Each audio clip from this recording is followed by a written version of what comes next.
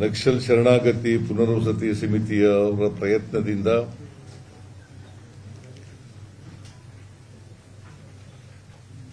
ಸರ್ಕಾರ ಅವರಿಗೆ ಆಹ್ವಾನ ನೀಡಿದ್ದರಿಂದ ಇವತ್ತು 6 ಜನರು ಕೂಡ ಅವರ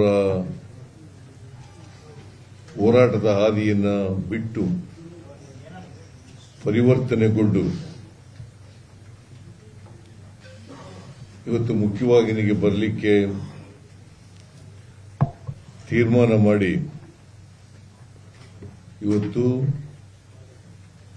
ನನ್ನ ಮುಂದೆ ಉಪಮುಖ್ಯಮಂತ್ರಿಗಳ ಮುಂದೆ ಮತ್ತೆ ಗೃಹ ಸಚಿವರು ಇವರ ಮುಂದೆ ಮತ್ತೆ ಕೆಜೆ ಜಾರ್ಜ್ ಅವರು, ಈಶ್ವರ್ ಅವರು, ಸುಧಾಕರ್ ಅವರು ಇವರೆಲ್ಲರೂ ಕೂಡ ಇದ್ದಾರೆ, ಮಂತ್ರಿಗಳು, ಶಾಸಕರುಗಳು ಕೂಡ ಇದ್ದಾರೆ. ಇವರೆಲ್ಲರ ಮುಂದೆ ಮತ್ತೆ ನಿಮ್ಮ ಮುಂದೆ ಪೊಲೀಸ್ ಅಧಿಕಾರಿಗಳ ಮುಂದೆ ಶರಣಾಗಿದ್ದಾರೆ. ಅವರ ಹೆಸರುಗಳು, ಶರಣಾಗಿರತಕ್ಕಂಥವ್ರ ಹೆಸರುಗಳು ಲತಾ ಮುಂಡುಗಾರು,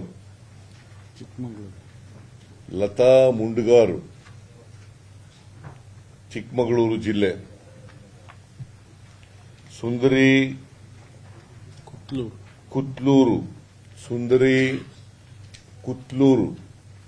ದಕ್ಷಿಣ ಕನ್ನಡ ಜಿಲ್ಲೆ. ಸುಂದರಿ ಕುತ್ಲೂರು, ದಕ್ಷಿಣ ಕನ್ನಡ ಜಿಲ್ಲೆ. ವನಜಾಕ್ಷಿ ಬಾಳೆಹೊಳೆ,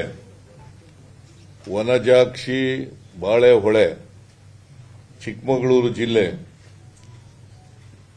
ಮಾರಪ್ಪ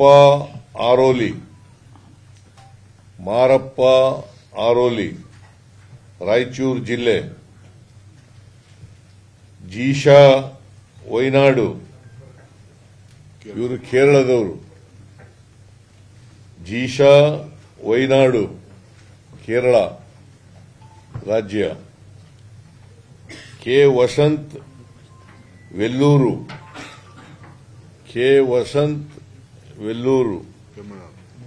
ತಮಿಳುನಾಡು, ಇವರು ತಮಿಳುನಾಡಿನವರು.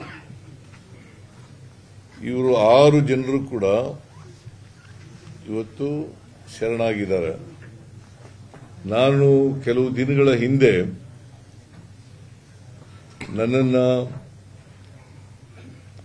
ನಾಗರಿಕ ಸಮಿತಿಯವರು ಮತ್ತೆ ಪುನರ್ವಸತಿ ಸಮಿತಿಯವರು ಭೇಟಿಯಾಗಿ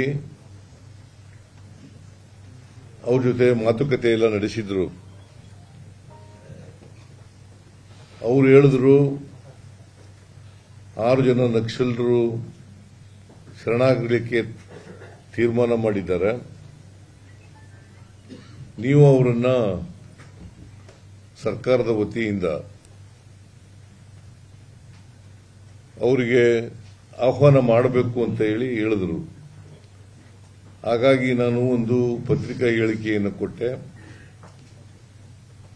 ಆ ಪತ್ರಿಕೆ ಹೇಳಿಕೆಯಲ್ಲಿ ಅವರು ಶರಣಾದರೆ ಕಾನೂನಿನ ಚೌಕಟ್ಟಿನಲ್ಲಿ ಅವ್ರಿಗೆ ಏನೇನು ಸಹಾಯ ಮಾಡಲಿಕ್ಕೆ ಸಾಧ್ಯ ಆಗ್ತದೆ. ಯಾಕಂದ್ರೆ ನಕ್ಸಲರು ಶರಣಾದರೆ ಒಂದು ಯೋಜನೆ ಇದೆ.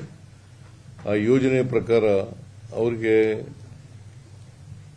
ಅವರು ಯಾವ್ಯಾವ ಕ್ಯಾಟಗರಿನಲ್ಲಿ ಇರ್ತಾರೆ, ಆ ಕ್ಯಾಟಗರಿ ಆಧಾರದ ಮೇಲೆ ಅವ್ರ ಕ್ಯಾಟಗರಿ ಇರ್ತದೆ. A category, B category, C category ಇಂಥ ಎಲ್ಲ ಕ್ಯಾಟಗರಿಗಳಿರ್ತವೆ. ಆ ಕ್ಯಾಟಗರಿ ಆಧಾರದ ಮೇಲೆ ನಾವು ಪರಿಹಾರವನ್ನು ಕೊಡ್ತೇವೆ.